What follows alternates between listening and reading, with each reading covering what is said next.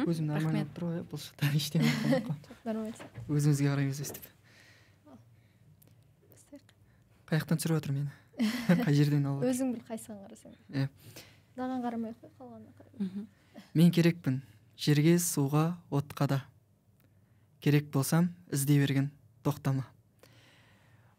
Жалғыз әдебиетке емес, қоғамға қажет ақын бола білген. Бүгін студиямызда қонағымыз Мақпал Мұса. Қайырлы күн, сәлеметсіз бе? Және осы подкасттың жүргізушілері Саду Ағерке және Асылбеков Наурызбай. Қош келдіңіз. Қош келдік. Рахмет сендерге. Мақпал Мұса деп таныстырып жатыр ғой. Енді өзіңіз Тажмағамбетова Мақпал Мазаққызы. Қандай Мақпал Мұса деген қайдан шыққан есім? Бірінші сіздің тегіңізден бастайық дедім. Бірінші тектілік сұраймыз. Иә. Шын айтсам қуанып отырмын. Алматыдамын, өзім сағынып жүредім. Енді алыстамын ғой. Алматыдағы күндер еске түсіп жатыр. Бүгін жайма шуақ, Алматының әдемі бір күнінде сендермен жолығып отырмыз. Және осындай мәдениет, өнер тақырыбында кең көсіліп, әдемі әңгімелесеміз деп ойлаймын. Енді Тажмағамбетова ол менің жолдасымның тегі еді. Құжатта солай болғандықтан.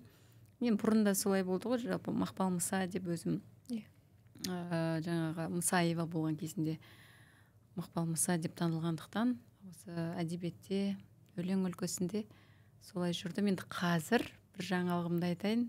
Жақында құжатымды қайтадан өзгертіп, Мақпал Мұса заңды түрде болдым. Дұрыс болған екен. Жалпы енді сол туралы кішкене сөйлеп кетейік. Сол тек ауыстыру туралы. Өзіңіз қазір ауыстырғаныңызға қарағанда ойыңыз өзгерді ме, жоқ? Жалпы ойыңыз қандай? Жалпы негізі қыздарға берер ақылым, күйеуге шыққанда тек ауыстырудың қажеті жоқ. Енді ол кезде жаңағы өзіміз келін болып түскен жердің қабағында, қас қабағына қараймыз ғой. Оларда сондай заңды дегеннен кейін сол текті ауыстыруға тура келді. Әйтпесе біздің оңтүстік өңірде, тіпті біздің енді Алматы облысында ондай нәрсе жоқ. Жеңгелеріміз өзінің тегінде қалады. Сөзіңіз аузыңызда негізі дәстүрде қалыптасып қалған дүние ғой. Келін бала атасының есімін атамайды деп. Негізі текке де ауысу жағынан осы мәселе ғой негізі. Сондықтан бұл орыстардан келген дүние деп ойлаймын. Сондықтан бұл қателеспеу керек. Жалпы ол анау өмірден өтіп жатса да өзінің әкесімен атап шығарады ғой. Менің әжем 99-ға келіп қайтыс болған әжем кезінде енді анау құжатын ауыстыруға барған кезде тегін сұраған ғой, кім деп сөйтсе, енді орысша сұраған, түсінбеген өзінің күйеуінің атын айтқан ғой. Сонымен Бекберген Нұржамал деп жазылған ғой құжатта. Соған біз күліп, үнемі жиі айтып жүретінбіз. Бірақ енді өмірден өтерде өзінің әкесінің атымен жаназасын шығарды.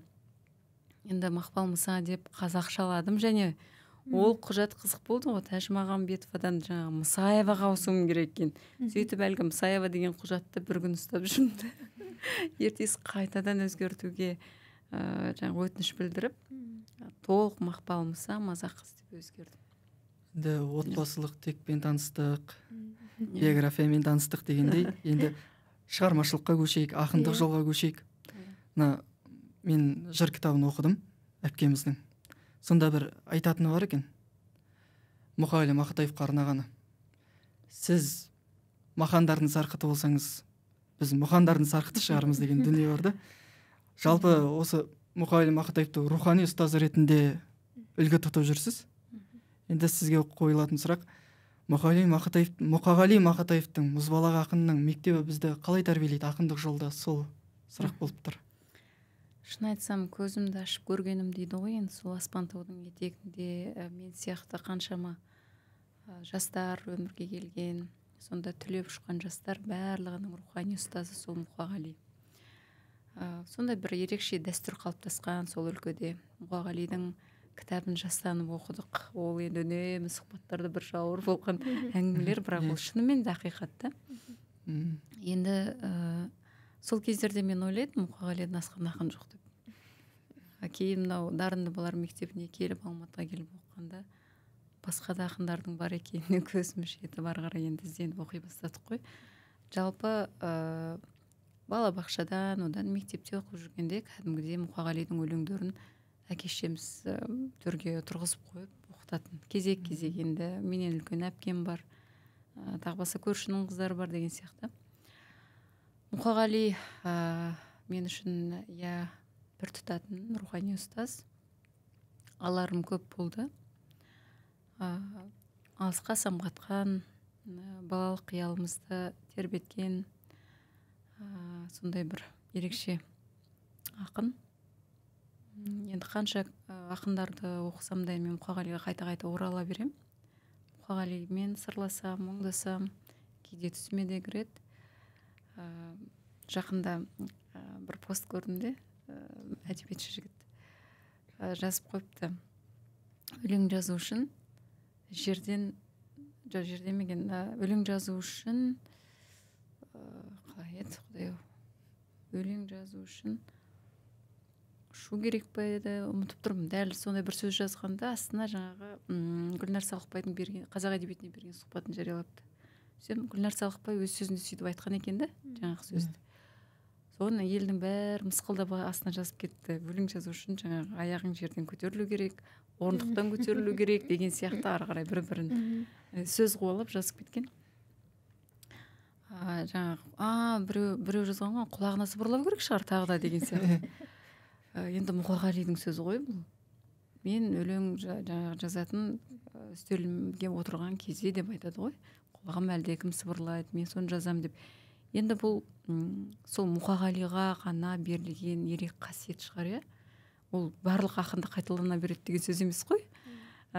Соған қарап айтам да, енді жаңағы Мұқағалидың өзінің маңдайына жазылған бақ осы өлеңдегі, өнердегі бір керемет қасиет шығар ол. Сол сияқты біз енді қанша бұрмалап айтсақ та, ол өлең жай нәрсе емес қой. Өлең енді Алла тағаладан берілген қасиет, әрине үлкен жауапкершілік. Дұрыс айтасыз. Енді осы әңгіменің төңірегінде тағы да бір сұрақ туады ғой. Мысалы біз ақындық өнерді бір қияли, бір басқа әлем көріп, қарапайым оқырман. Кейбіреулер айтады, мынаған не болған деп. Неге ондай көкке самғап кетті ол деп. Жерге түсу керек деп.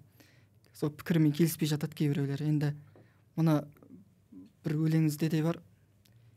Өлең деген періште деп сөйтіп жазғансыз. Енді періште біздің түсінігімізде ол қорғаушы күш. Ал өлең қалай періште болады? Сол жағын жақсылап ашып айтып берсеңіз. Жақсылап ашып көрейін.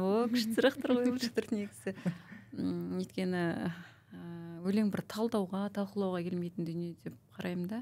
Бір кірпияз, кіршіксіз дүние. Енді кейбір ақындардың өздері айтады, соншалық ол әулие қасиет емес. Мен ұйқас қуалап жаза берем, ол немене сонша әулие болыпты деп айтып жататын ақындар да бар. Бірақ мен өзім әулие көрем, Расул Ғамзатов сияқты. Көк пен жердің арасындағы бір байланыс сияқты, өмір мен өлімнің арасындағы, күндер мен түндердің арасындағы бір сондай құстың қанатында жазылатын дүние сияқты көрем. Енді өзім ғой, енді бұл жерде мен басқалар туралы пікір айта алмаймын. Дәл солай сезгендіктен, дәл солай түсінгендіктен менде солай өлең жазылады. Кезінде болды, бір жас кезеңде сүріне беретін еді ғой, енді жас болғаннан кейін жаңағы барлық жасаған іс-әрекеттеріміздің бәрі ақтай бермейді ғой. Сондай кездерде бір мұң кешіп жазған өлеңдерім болды, бірақ сол мұң кешкен мекесе маған мұң болып келді тағдырымда. Сол кезде мен сөздің жалпы қасиетін түсіне бастадым. Не жазсаң сол болады дегендей. Енді ол да бір дұға іспетті ғой. Өйткені өлең жазып отырғанда сенің бүкіл ішкі жан дүниең көтеріледі. Ол да жаңағы көтерілген дүние бір айналып соғатын сияқты. Екінші бір ашулансам, мұңдансам, бір енді теперіштемей қояйық, бір өмірдің бір қисынсыз сондай болып жатқан сәттерінде мен өлеңнен қашатын болдым. Жалпы өзім жақсы көрген дүниені жаңағы арай кешсем, сәуле кешсем, соны бір өлеңге айналдыратын бір әдет пайда болды. Бұл да мүмкін менің жанымның қалауы шығар, көңілімнің сұранысы шығар. Сондықтан да өлең мен үшін кейде айтам, періште деген жерменді көтеріп айтқаным, кейде ешкімге ұқсамайтын Ханзада деп те айтқам, тылсымы бөлек деп. Мен ол сөзімнен айныған емеспін. енді ақынға керегі махаббат, одан кейін сапар депсіз. Жалпы осыны ашып айта кетсеңіз, махаббат деген қандай мағынада айтылған сөз? Махаббат деген енді жалпы өмірге деген іңкәрлік, адамдарға деген іңкәрлік, досыңа, анаңа. Біз кейде қарапайым бір дүниелердің қадір қасиетін білмейміз. Әйтпесе өмір емес, сүрген сәттің жаңағы бір аяулы сәттерден құралады ғой өмір деген. Соны кейде біле бермейміз. Аяулы сәттерін қандай десе, мен айтатынмын, өлең жазып отыратын сәтім, немесе жақсы доспен бір әдемі әңгімелесіп отырған сәтім. Жаңағы ана ретінде әрине құшағыңда сәбиің, ол сәттер ұмытылмайды да, үнемі ойлап отырғанда еске түсірген кезде сол сәттер бір еріксіз езу тартқызады, жүректе бір жылылық орнайды. Сондай сәттер. Енді махаббат, осы бір махаббат. Жалпы ақындарға махаббат керек, махаббатсыз өлең жазылмайды. Бір қағида іспетті, екінші сапар дегенім, үнемі бір жастық максимализмді адам жүре бермейді ғой. Ол да жыл өткен сайын толғады, кемелденеді. Ал ақынға жаңа нәрсені көру керек та. Енді мен өзім солай ойлаймын, солай сезінемін. Бүкіл Қазақстанды аралап шығасың бар, білмеген таутасыңа бар, өзен көліңді көр, жаңағы араласпаған адамдармен аралас, Қазақстан қалды ма, шетелге бар, олардың мәдениетімен таныс. Осы нәрсе кругозорды кеңейтеді, жаңағы өзіңнің. Одан кейін жалпы мынау сапарды ем деп жатады ғой. Адам ауырып қалса да, сапарға шықса, кәдімгідей ауруынан айығып, көңілі серпіліп қалады. Сондықтан қалам ұстаған жалпы жазушы болсын, ақын болсын, барлық қаламгерлерге сапар міндетті түрде керек деп ойлаймын. Ақерке, кейбір андай пікірлерді көріп қаламын ғой, андай Мақпал Мұсапкеміз жайында күздің ақыны дейді. Сөйтіп айтып жатады. Енді бір мына өлеңіңіз маған қатты ұнаған еді. Келесі күз одан әрмен деген. Сол өлеңіңізді, поэзияңызды бір оқысаңыз, біз тыңдасақ. Дәл қазір күз туралы ма жалпы? Сол күз. Мен жалпы мынау жаттап оқитын ақын емеспін. Кезінде бір есте сақтау қабілетім жақсы еді, қазір қарап оқитын болдық. Мейлі, енді бұл еркін, қалағанымыз істейміз. Тіпті стакан лақтырсаңыз да өзіңіз етесіз.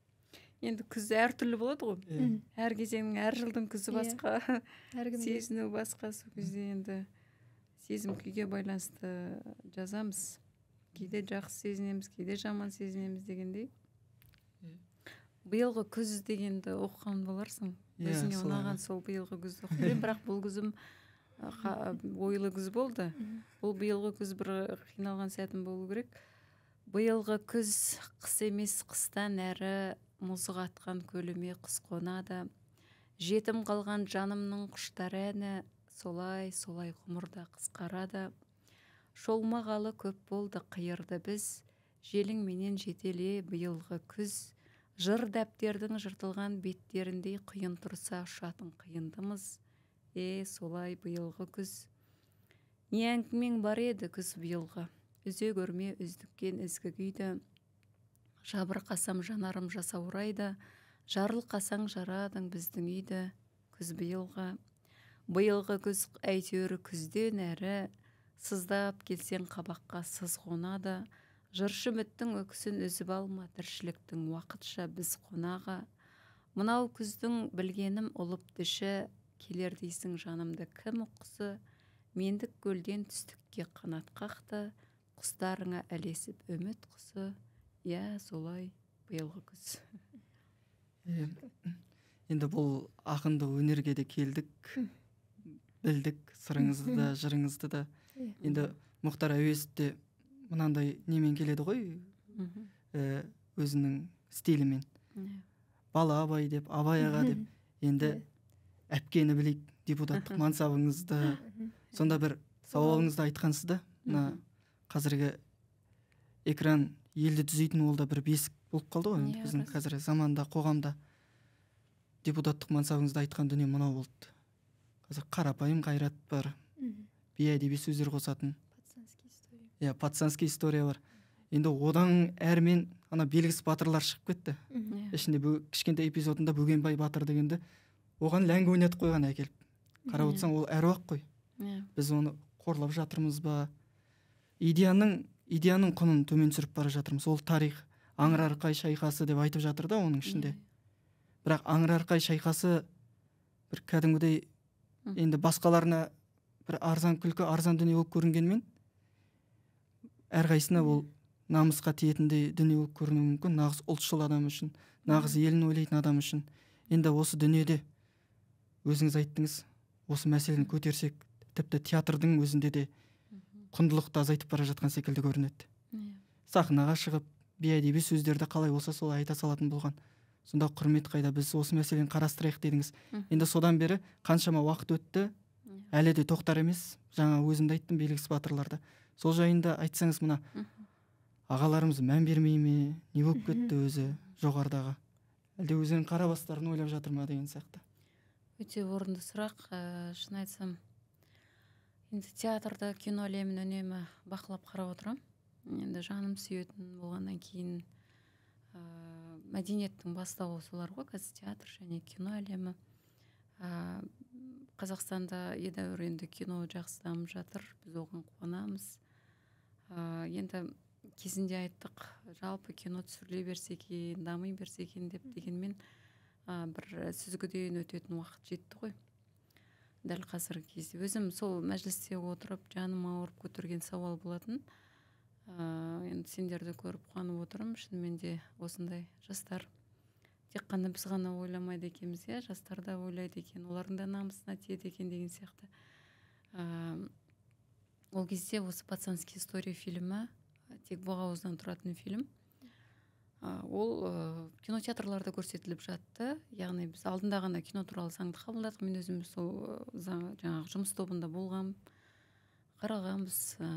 Сол заң көп болған жоқ, қабылданғанына бұлар енді заңда белшеден басып, ерте көрсетті ғой балаларға, кешкі сағат 6-тан бастап көрсетті. Сол кезде бұл біріншіден заңды жаңағы белден басу, екіншіден сол бір жауапкершіліктің жоқтығынан болатын. Жарайды, ол енді 18+21+ санатындағы фильм шығар. Дегенмен жалпы фильм дегенде біз көркемдік деген нәрсені ұмытпауымыз керек қой. Енді ол өзімізге де сынды. Тек боғауыздан тұратын фильмдер қаншалықты басқа елдерде көрсетіліп жатыр деген. Енді арасында болады, енді ол өмір болғаннан кейін оны көрсетеді. Дегенмен тек бірыңғай боғауыздан тұратын фильм үшін жанымыз ауырды.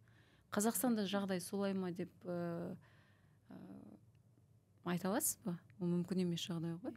Әрине белгілі бір топ бар, мүмкін олар өмірде солай сөйлесетін шығар, бірақ енді оны халыққа арнап түсіргендіктен ондай қателіктер жібермеу керек еді. Әрине сол бір балалардың әлемін көрсеткісі келген шығар. Одан кейін дәл сол сәтте тексерістер жүргізілді. Ол енді шағым түспесе қарамайды екен прокуратура. Мәдениет министрлігі мүлдем оған жауапкершілік жоқ деп айтты. Ешқандай да. Бірақ негізі белгілі бір көркемдік кеңестен өту керек еді. Олар енді бәрібір министрліктен өту керек қой, қандай кинолар жаңа экранға шығып жатыр дегендей. Және ол қазақстандық фильм болса. Осы мәселені қайтадан қарастырып, кинотеатрларға айыппұл салынды, бұдан кейін көрсетпейді деген жауаптар келген. Жалпы бұны тек қана прокуратура ғана емес, Ақордадан бастап бәрі жаңа қатаң біз қарастырамыз деген Ақордадан адамдар да шықты мысалы. Одан кейін министрліктер, тек қана мәдениет министрлігі емес, білім министрлігі, тағы да басқа мысалы жаңағы ішкі істер министрлігі дегенде олар да осы мәселеге бейжай қарамайтындығын білдірген болатын. Енді өзің айтып отырған жаңағы фильмнің шыққанын білем, үзінділерді көріп қалдым. Оны көруге енді жүрек шыдамайды. Қазір кинотеатрда көрсетіліп жатыр ғой, қазір? Ол тоқтады деймін. Тоқтады ма? Тоқтады ма, оны білмейді екен. Бірақ ютубта жүр, Иә, шығып кеткен. Енді бұл мәселеге бір қоғамның белсенді мүшесі ретінде қазір депутат емеспін ғой дегенде бір мәдениеттің жанашыры ретінде әлі де айтарым сол. Бірақ ондай дүниеге қарсы дейді ғой, қарсы иммунитетпен сөйлейтін сіздер, біздерміз. Бұл арзан қол дүние және тарихқа оқ ату, ұлттық құндылығыңа қол салу, келемеш, өнер деген келемеш емес, келекей емес, өнер деген таза дүние ол. Осы таза өнерді бұлғап жатқан ішінде қаншама мықты танымал актерлар жүр ғой. Солар ойламады ма? Мысалы, қарапайым ойласақ сөзіңіз аузыңызда. Мысалы, сатира деген жанр бар ғой. Соны бір образ қылып жасап алғандар бар екен. Қандай дүние көрсетсе де солай құтылады. Бұл сатира. Біз сынап жатырмыз, біз бүйтіп жатырмыз. Комедия деп. Солай болып жатыр. Осындайға көзқарасыңыз қандай? Сатираны қалай айырасыз өзіңіз? Мен дұрыс көзқарас деп айта алмаймын ғой. Бұған бұрыннан көзқарасым өте қиын дүние, шын айтсам, бұл туралы айтсам, кәдімгідей жүрек ауырады, жан ауырады. Балалар қалай қабылдайды оны? Сен тарихтағы белгілі бір ақиқат, біздің тұлғаларымыз, батырларымыз, енді оны келемеш қылып осылай кинодан беру, сонда насихат деп ойлаймын оны. Қаншалықты ол насихат бола алады? Енді Алдар Көсенің жөні бөлек, Қолжанасырдың жөні бөлек. Бұндай дүние театрда да орын алды. Мысалы, Баян Сұлуды өздеріңіз көргенде шығарсыздар. Баян Сұлуды мен алғаш көргенде осындай жағдайда болды. Мен бір апта жүрегім ауырып, содан Фейсбукқа өзімнің ойымды жазған болатым. Кейіннен сауалда да айттым. Біраз репертуардан алып тастады театр, одан кейін біз мәжілістен кеткеннен кейін қайтадан қойыпты. Фестивальға беріп жатыр екен. Менің бір сондағы айтқан дүнием ескі көзқарас болып қалды олардың көзінше. Бірақ ол ескі көзқарас емес. Саусақпен санарлық біздің жақұттарымыз бар. Бірнеше жырымыз бар, соны келемеш қылып көрсету қаншалықты дұрыс. Ол издевкадан тұрады ғой. Бүкіл сахна ана жердегі таза бір келемежден, келекеден тұрады. Және оны бір әлемдік мультфильмдердің бір кейіпкер ретінде көрсету Баян Сұлуды. Сосын суицидті көрсету, күйеуге тие алмай. Сол Ғабит Мүсірепов соны жазып па? Ғабит Мүсіреповтің жазған шығармасының желісі бойынша десе мен кішкене түсінер едім де. Бірақ бұл біріншіден авторға деген қиянат. Екінші, сол халықтың мәдениетіне, әдебиетіне, тарихына деген қиянат. Жаңа өзің айттың ғой, ағаларымыз неге үнсіз, министрліктер неге бұған жауап қатпай жатыр деп. Жалпы жастардың тарапынан, әртүрлі ұйымдардың, мәдениетке қатысты қорлардың атынан осындай үлкен сындар айтылу керек, жазылу керек. Бірдекілі мен осындай сыни мақалаларды көзім шалып қалды. Егер біздер соны айтпасақ, сынамасақ, кімге керек ол? Жалпы көрермен осылай болу керек екен деп түсінеді. Ал ол бұлай болуға тиісті емес қой. Енді өзіңіз айтып жатырсыз ғой, жаңа көптеген мәселелерді қозғап жатырсыз, қоғам белсендісі ретінде. Дегенмен сондай бір кездерде қоғамнан жеріген кездеріңіз болды ма? Осы бір ішіңіз ашып, өзіңіз айтып жатырсыз ғой, мені бір өткеннің адамы деп көреді деп, өткен шақтың адамы деп. Ондай сәттер бар. Мәжілісте отырғанда да сезінетінмін, әлі де сезінемін, өйткені қазір мен жоғары білім ғылым министрлігінің жанында қоғамдық кеңесте отырамын, тіл саясат комитетінің төрайымын. Қоғамдық кеңес енді қоғамдық жұмыс ол. Ешқандай да бұған ақша төленбейді. Өзімнің қозғайтын тақырыптарым бар тіл саясаты жөнінде. Сол бірінші тақырыбым жаңағы осы жоғары оқу орнында оқитын студенттерге арналған мемлекеттік тілдегі кітаптардың қаншалықты жеткілікті осы тақырып болатын. Жақында ғана зағип студенттерге қазақ тілінде қаншалықты біз оқулықтармен қамтамасыз етіп отырмыз деген сұрақта қозғалды. Ол кезде де бір қазақ тілі қаншалықты керек деген сыңайлы көзқарас танытады үкімет мүшелері тарапынан. Сол кезде тағы да жүрегің ауырып кетеді енді. Біз зағиптар енді онсыз да қараңғыдағы азаматтар ғой. Оның өмірін екі есе норман қарайтып жатырмыз. Оларға қабылдау қиын, орыс тіліндегі ақпарат жетеді деген әңгімені айтады. Қазақстанда баспахана жоқ, брайль харпінде шығаратын оқулықтар жоқ. Соны жаңағы мемлекетте, жекеменшік кәсіпкерлер де бұған қызықпайды, өйткені ол өзін өзі ақтайтын бизнес жобасы емес қой. Біз оларға жағдай жасауымыз керек, оқулықтармен қамтамасыз етуіміз керек. Өкінішке орай біздің зағип азаматтар кеңес кезіндегі Ленин ата Сталин туралы жаңағы шығармаларды оқуға мәжбүр. Қазақ тіліндегі брайльмен шығып жатқан қарапайым принтерден шығатын кітаптар өте аз, және студенттерге өте обал. Осы мәселені күні кеше ғана мен қозғадым. Сонда вице-министр мырза, мысалы Талғат Ешенқұлов, біз талап етіп жатырмыз, ол қаншақты студенттерге керек, қабылдай алмайды олар деген сияқты пікір айтты. Тағы да қарның ашады, шыны керек. Бірақ шаршап, маған керек не осы, жүйкеме тиетін сұрақтар ғой деп қала алмаймын. Оны қозғауға тиіспін. Ол менің парызым, азаматтық. Үнемі айтып отыруға тиіспіз, және қоғамға қозғау салатын сіздер, біздер одан шаршамауымыз керек. Мынау ауыр негізі. Ауыр бұндай сұрақтар. Негізі осы мәдениет саласына да бір кішігірім қосып жатқан, кішігірім демей қойын, бұл да бір ауқымды дүние. Сол қосып жатқан үлесіңіз бар. Мәртебелі өнер деген хабар арнасында жүретін бағдарламаңыз. Сол жайында кеңінен қозғасаңыз, кеңінен айтсаңыз. Идея қайдан келді? Жалпы телеарналарды білесіздер ғой. Шоу бағдарламаларды көрсетуге тырысады, себебі халық көрермендер шоу бағдарламаларды жақсы көреді. Оның рейтингісіне қарап бағалайды. Хабар телеарнасына осы актерлық өнер жайлы бағдарламаның концепциясын ұсынған болатын, басшылық жақсы қабылдады. Бұл енді таза өнер ғой. Өзі актерлық өнерде рух бар. Басқа дүниемен салыстырып қарағанда бұл жерде рух бар, жүрек бар. Бұл жерде айтатын ойдың салмағы бар. 5 түрлі кезеңнен тұрады. Ән, актерлар жанды дауыста, табиғи дауыста ән айтады. Поэзия оқиды, монолог оқиды, импровизациялық сахна бар, одан кейін образдар ойыны, ол да импровизацияға қатысты.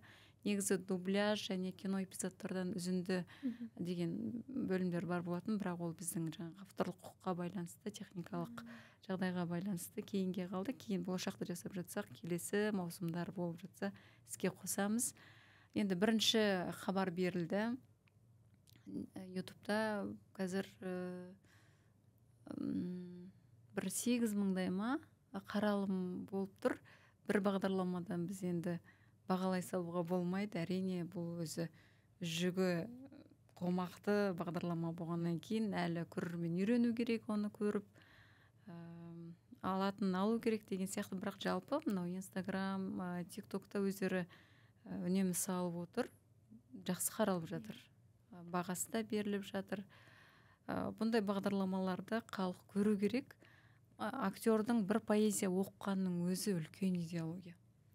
Ол поэзияны қалай оқиды, қандай өлеңдер оқиды. Және әнді де айту өнер бөлек қой актерлардың. Көбінесе сол жерде әнді жүрекпен түсіну, оны халыққа жеткізу, ол жерде образдың мәселесі бар. Сондықтан енді көрермен бағасын береді, халық бағасын береді. Бүгін екіншісі сағат 2-де эфирге шықты. Өздеріңізде көріп бағасын бере жатарсыздар. Жалпы бұндағы бір айта кетерлігі, танымал Қазақстандағы үздік деген актерларды алуға тырыстық, бірақ ол кез жаз мезгілі болатын. Түсірілім уақыты кейінге шегерілгеннен кейін актерларда кино, жаңағы театр маусымы басталып кеткеннен кейін біз жастар түсіруге мәжбүр болдық. Бірақ мен өзім қатты қуандым. Неге дейсіз ғой? Экранда насихатталып жүрген танымал актерлардан гөрі әлі насихатталмай жүрген біздің театрдағы жас актерларымызды біз экран арқылы насихаттап жатырмыз. Ал негізгі қазір мемлекет басшысының да негізгі тапсырмасы осы еді. Жастарды шығару, жастарды насихаттау, жастармен байланыс дегенге мүмкін жаңағы басқалар құптай ма құптамай ма білмеймін, енді жоба автор ретінде өзім шын риза болдым. Және біздің бағдарламаға қатысқан барлық жастар риза болып рахметін айтып жатыр. Мынау бізге кәдімгідей үлкен мотивация болды. Сіздерге көп рахмет. мынандай бағдарлама бізде елімізде болған жоқ қой деп кәдімгі шынайы жүрегімен шынайы ықыластарын білдіріп жатыр. Соның өзі маған үлкен қуаныш сыйлады. Енді мынау сырттағы қоғам, мемлекет туралы жалпы не түсіп жатыр ғой, бірақ мынау отбасыдағы қоғам қалай сізде? Балалар тәрбиесі, сыртта жүрген кезде балалар тәрбиесінен қол үзіп, сондай бір мәселелер болмай ма өзіңізде?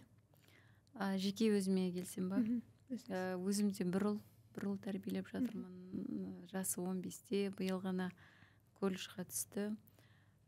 Өзі тарихты, саясатты қатты жақсы көретін бала. Кішкентай кезінен бастап мен баланы қандай шараға барам алып жүретін едім. Өзі шешен болды кішкентай кезінен. Сөйлеп қалатын, әлгі адам бетіне қарап, ұялмай бір нәрсені тарс еткізіп айта салатын, сондай бір қылыштың жүзі сияқты қылпылдап тұратын бала болды өзі. Бір күні бір қызықты айтып берейін. Енді осы Көкшетауда бір ақындармен жүздесіп бір шараға қатыстық. Баланы алып барғам. Бір шетінен демалуға алып бардым, сол шараға қатыстық. Сонда бір 5-6 адам өзіміз тамақтанайын деп дастархан басында отыр едік. Әрқайсымыз тапсырыс бердік енді. Бала өзіне жаңағы кәуап дейміз, соны жақсы көретін еді. Соны тапсырыс берді. Бір ағамыз орысша жазатын үлкен кісі ет тапсырыс берді. Ет келген кезде білесіздер ғой, жаңағы қазылармен дөңгеленіп әдемі туралып бетіне жаңағы пияз туралып береді ғой. Үлкен табақ енді қарап отырып, андағы етіңнен бізге де берсейші дейді. Содан бәріміз қарап қалдық, ана шошып қалды, что он говорит деп. Енді үйде әдетте дастархан басында ет үлкен табаққа ортаға келеді ғой. Солай деп ойлап қалған болу керек, бәрі күліп жатыр. Сондай бір ерекше сондай қасиеті болды. Баланы кез келген шараға алып баратын, көрсін, білсін деп. Содан болар бала жалпы әдебиетке, тарихқа өте қызығып өсті. Енді қазір есті ғой, мынау жалпы басқа замандастармен салыстырып қарағанда кез келген концерт болсын, жаңағы сырттан бір шетелдіктер келіп жатады ғой, Астанаға концерт қойып жатады, қызықпайды. Тек өзінің талғамында, таңдауындағы шараға қатысады. Бүкіл Астанадағы волонтерлық дейміз, жаңағы еріктілер барған бүкіл шараға қатысып жүрді.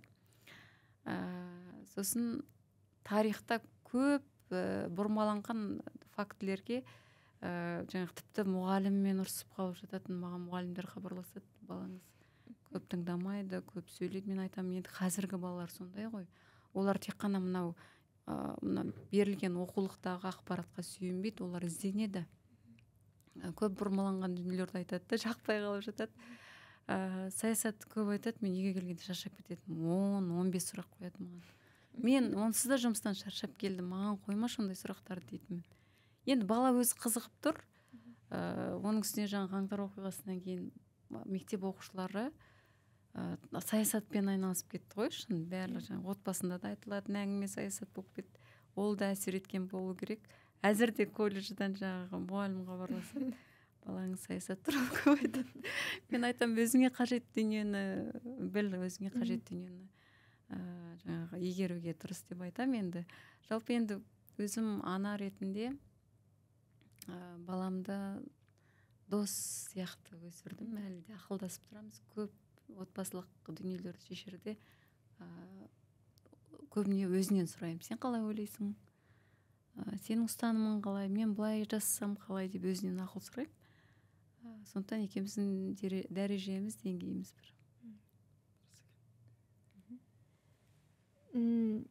Жаңа енді ұлтшылдық, жауапкершілік туралы біраз нелер айтып жатсыз ғой сөздің арасында.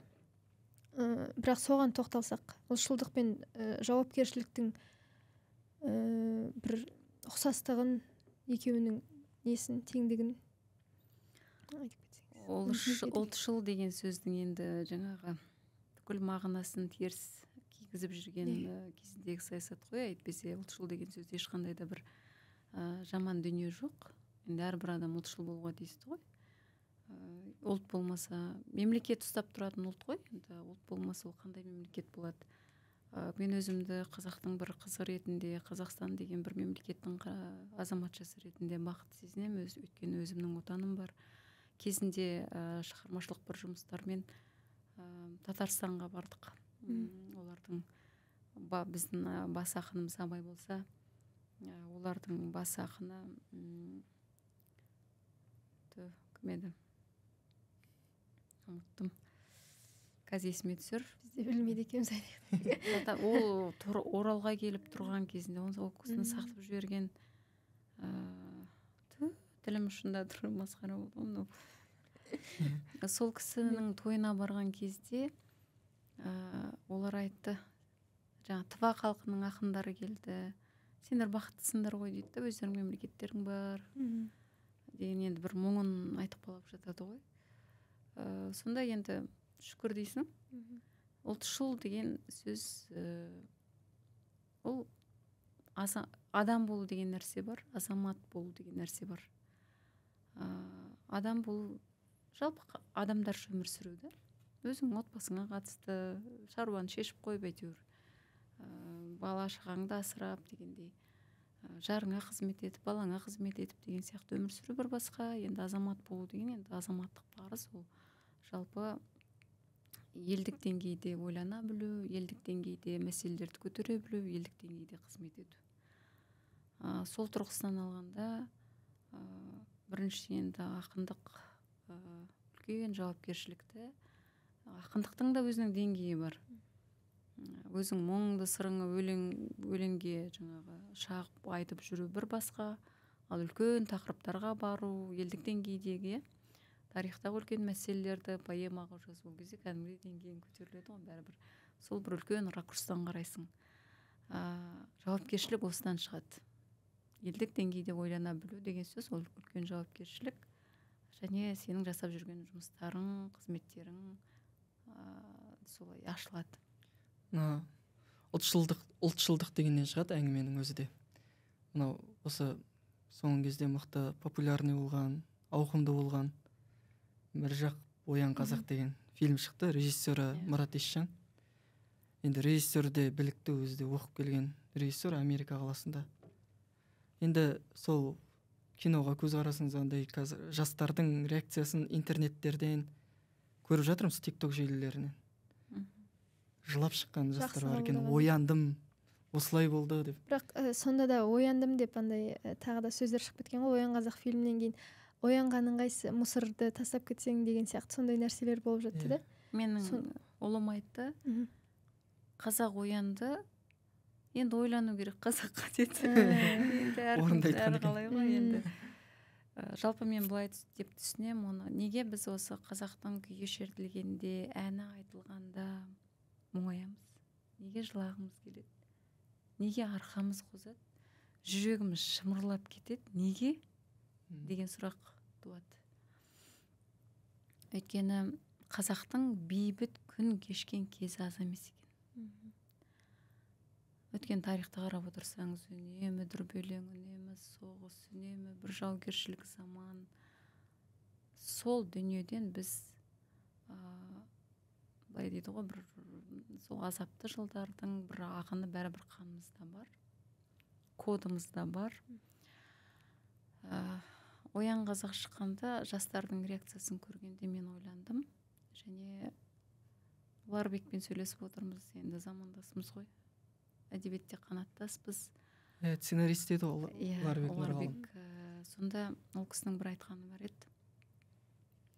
Бәрібір адам басына қайғы келген кезде, оны адам қайғысын жылап шығарады ғой. Сонда ғана мұңнан арылады, бәрібір ішкі ол физикалық және бір психологиялық құбылыс қой. Өзім анамнан өмірден өткен кезде мен солай жылай алмай қалдым. Өйткені бүкіл бір жыл бойы төсек тартып ауырғанда жанында болдым. Ол оқиғаны жақсы түсініп тұрмын, себебі біз дайын болдық өлімге. Ал енді анаға деген сағыныш өзі күн өткен сайын, жыл өткен сайын өз ұзақ бір ұзын сонар бір сағынышқа кетеді екен ғой, адамды өмір бойы мұңайтатын жаңағы сондай бір дүние. Теңіздің иірімі сияқты кете бересің. Дәл сол сияқты ұлттық тұрғыда да ұлттың басында төнген қайғы, осы бір қасірет жылап әлі шықпаған. Әйтеуір бір сен оны бір тоймен, томалақпен, бір шарамен одан өтіп кетпейсің ғой. жылау деген сол мына Оян қазақ шыққан кезде жастардың көріп анау қанында бар дүние ғой енді. Ішіндегі бір шерменде жасты шығарып жатқан осы бір реакциялар. Сол кезіндегі біздің әлі жылап шығып кетпеген қайғымыз, сейілмегеніміз әлі бір сол дүниеден. Әйтпесе тіл дегенде, отан дегенде, ұлттық құндылықтар дегенде кәдімгі жанарымыз жасаурап тұрады ғой осы. Эмоциясыз айтқан дүниеңіз бар ма? Мәжіліске алғаш келген кезде 2 тілде жұмыс істеу керек деді. Мен айттым, жоқ, менде бір ақ тіл бар, мен бір тілде жұмыс істеймін.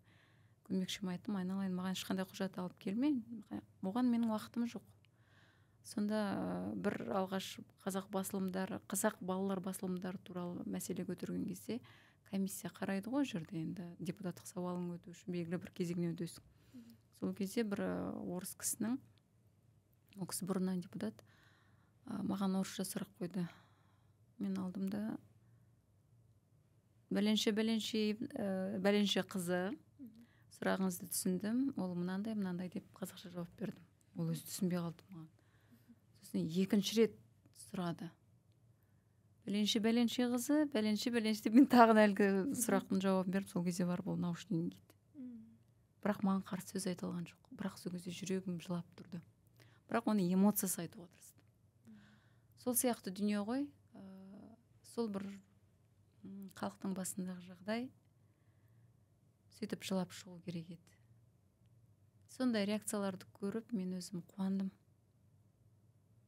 Біз қашан батыл қоғамда іс-әрекет жасаймыз, осы дүниелердің бәрі шығып кеткен кезде ғана. Оян қазақтың берері бізге сол болды. Бірақ андай бір үркі болған сияқты да Оян қазақтан. Ешқандай студентке қозғау салмай бір республика күнде сондай бір не болды ғой. Иә. Енді оны Өздері барды дейсіңдер ме? Жоқ, ана жақында бір не істеп кетті, митинг болады деп ше, 25-ні соны айтып жатыр. Сол Оян қазақ фильмінен кейін жастар үркі болды ғой сонда да бір. көтеріліп кетеді деп ше. Шынымен бірақ дайындық болған екен. Митингке. Енді бұл айтпаса да түсінікті, рухани дүниеміз қозғап кетті ғой. Жалпы ол орыс тілді қазақ болсын, қандай қазақ болсын, қазір қоғамда қазақтың бірнеше түрі бар ғой өзі. Шала қазақ дейміз, араб қазақ дейміз, енді бәрібір қазақты қозғаған әңгіме болды, қазақты қозғаған дүние болды.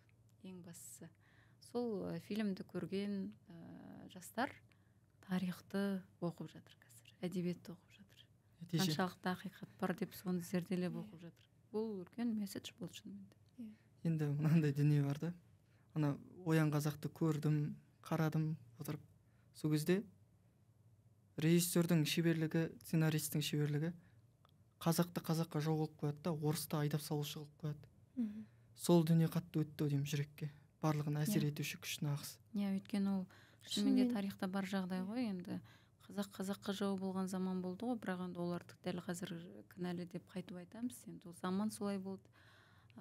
Саясат сондай болды. Саясаттың құрбаны болды ғой. Сөйтіп жаңағы бір-бірімізге жау болатын заманнан өтіп кеттік. Енді қазаққа сүрінуге де құлауға да уақыт жоқ. Білімді, сауатты, мәдениетті, іскер болу керек қой бүгінгі қазаққа. Батыл жаңағы шешім. Қазір бар дүниенің кілті білімде. Ал енді білімді болу үшін әрине оған тәрбие керек. Оған жаңағы тамыр керек. Тамыр болмаған жас адасады. Бәрімізге керек сол дүние, тамыр. Төбімізден ажыратпайтын дүние осы дүние. Тарих, мәдениет, әдебиет. Ондай арыз шағым болып жатады ғой, қазір зиялы қауым жоқ деп. Оян қазақтың авторлары зиялы ұлт ретінде байқалды ма? Әрине, Оларбек өзі жақсы көретін жазушым. Оларбектің тілі, әсіресе мынау жалпы прозадағы көркем тілі, оның поэзияға ұқсайды. Бір тереңдік бар, көркемдік бар. Осы бір дүние фильмнің де дәрежесін көтерді, өйткені киноның тілі деген болады. Киноның тілі таза сол бір кезеңдерден ауытқымай әдемі көрсетуге тырысты. Өйткені біз сол киноға, сол кезеңдерге сену үшін де оның тілі маңызды ғой. Ал енді Мұрат болашақ стипендиясымен шетелге барып оқып келген азамат, шынымен де болашақты оқып келген жаңағы өзінің мемлекетіне екі есе нәтижесін көрсетіп қайтарымын жасады. Соған мен ризамын. Және сценарист ретінде жаңағы Ұларбекті, режиссер ретінде енді алдында Абайды көрдік, Абайдан кейін Ахметті көрдік, Ахметтен кейін Міржақыпты көріп жатырмыз. Бірден өзінің деңгейінің өсіп жатқандығын көрсетті және алдағы уақытта үлкен кино туындыларды ешқандай да бір риясыз дейді ғой, үлкен сеніммен тапсыруға болатындығын көрсетті. Бұл тек қана мемлекеттің бір тапсырысы ғана емес, үлкен қоғамдық күш болды, азаматтық қоғамды дүрліктірген фильм болды. Сондықтан да ол кісіге ризамыз. Және сондай Ұларбектердің, Мұраттардың кезеңінде сондай әдебиеттің, тарихтың қадірі артып жатыр. Ол бір жол салып беріп жатыр, шын айтқанда. Ендігі жастар сол жолмен батыл қадам жасауға болады деген сөз. Шындығында сұрақ туса туа береді, бірақ енді уақытымыз да келіп қалды. Бірақ осы келген қонақтарға қоятын 3 сұрағымыз бар негізгі. Махаббат деген не? Енді өзіңіз жауап беріп кеттіңіз оған жаңа. Одан кейінгі өмірдің мәні неде деген сұраққа қалай жауап берер едіңіз? Мен жақсы көретін сөзім бар бұрыннан. Адамдар өзіне байлық жинамай, өздері байлыққа айналса деген. Адам ғұмырының ең керемет сәті өзің бай адам болу керек екенін, енді ол тура мағынасында емес қой менің айтып жатқаным. Тура мағынасында да керек шығар кейбір адамдарға бай болу, дегенмен мынау адамның ішінде қазынасы болса, ол адам өзін бақытты сезінеді екен. Егер сенің ішіңде айтар ойың болмаса, ішің бос болса, дискомфорттардың, стресстердің бәрі содан басталады. Қазір енді психологтарға, тренерларға жүгіріп жүр ғой қанша азамат, қанша әйел азаматтар сол бір іштегі дүниенің бостығынан барады деп ойлаймын. Ол үшін осы қазына болу керек. Қазына деген не? Оқығаның, өмірден түйген сәттерің, есейгенің, есейіп кету деген сөз менікі ғана дұрыс, сенікі шала деген емес, әрине. Және жастармен әңгімелесу. Уақытыңды әдемі, аяулы етіп өткізу. Уақыт тапшы заман, қазір өздеріңіз білесіздер, өмірдің мәні осында. Менің түсінігім. Сол өмірде адами құндылықтарды сақтап қалу үшін не қажет адам баласына? Адами құндылықтарды сақтап қалу үшін уақытқа және сол кеңістікте, сол уақытта кездескен адамдарыңа, дидар ғайып деп жатамыз ғой. Ғайыптың өзі бірнеше түрі бар, дидар ғайып не сіздермен мен бүгінгі кездесіп отырған сәтім осындай дидар ғайып. Сол сәттердің мәнін түсіну және сол байланысты сақтап қалу. Құндылық, мен сізден бір нәрсе алдым, сіздер менен бір нәрсе алдыңыздар. Арамызда әдемі бір байланыс туды. Құндылық деген осы. Менің бір өлеңім бар. Және бірінші енді өзім жақсы көретін ақыным Күләш Ахметованың сөзін айтайықшы. Үлкен күнге үлес қой әрбір адам, бір-біріне сыйласа кішкене күн дейді. Бүгін бір-бірімізге кішкене күн сыйлап отырмыз. Өмір деген көңілдің көк орайы, өмір деген махаббат таң арайы, қасиетін білмеген қараят. Осындай бір-ақ ауыз өлең шумақтармен сіздерге жауап берейін. Өмірдің мәні осында. Рахмет. Енді сөз соңында өзіңіз бізге болсын, жастарға болсын, өсіп келе жатқан өскелең ұрпаққа өзіңіздің мақпал Мұса ретінде бір тұлғалық, бір адами өзіңіздің қалай дейді? Тілек лебіздеріңізді айта кетсеңіз. жалпы ақыл айтудан аулақпын, ақыл Иә, айтуды енді, жек көремін. Дегенмен осы көп білген, өмірден түйген азаматтар бар ғой. Солар мәңгі жас сезінеді өзін, қанша жаста болса да. Сондай азаматтарды көргенде өзім риза боламын. Сол кезде жас деңгейі білінбейді. Сен кез келген тақырыпта ол адаммен сөйлесе бересің, әзіл де айтасың, еркін әңгімелесесің, кейде тіпті сен деп те айтып кетеміз, ол бір дөрекіліктен туған дүние емес. Сол бір әңгімелесу үшін сондай жас та кедергі келтірмейді, жаңағындай. Тіпті қызметте болсам да мен ешқашан мен қызметте отыр екенмін деп сол үлкен биіктен қараған емеспін. Керісінше еңсем түсіп кетті.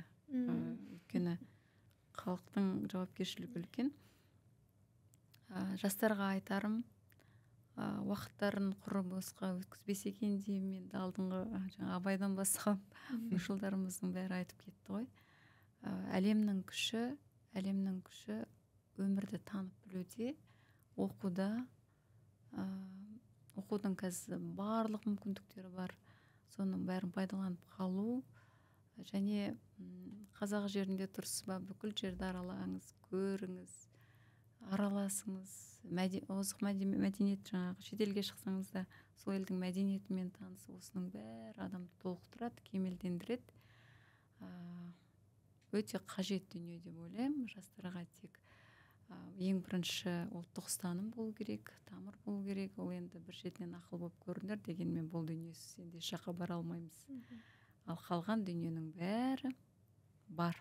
Оны игеруге болады. Тек сәттілік. Жастық деген ол өмірдің бір жасыл көшелер сияқты, жаздың бір әдемі маусымы сияқты дүние. Сондықтан жастық шақты әдемі өткізген дұрыс. Кейін еске алып жүргенде де ұялмайтындай. Өмірде жолдарыңыз бола берсін. Тек жақсылық тілеймін. Бүгінгі студиямызда қонағымыз ақын Мақпал Мұса және жүргізуші Ақерке Саду және Асылбеков Наурызбай. Сол, рахмет. Сізге рахмет. Көрермендерімізге амандықта болайық.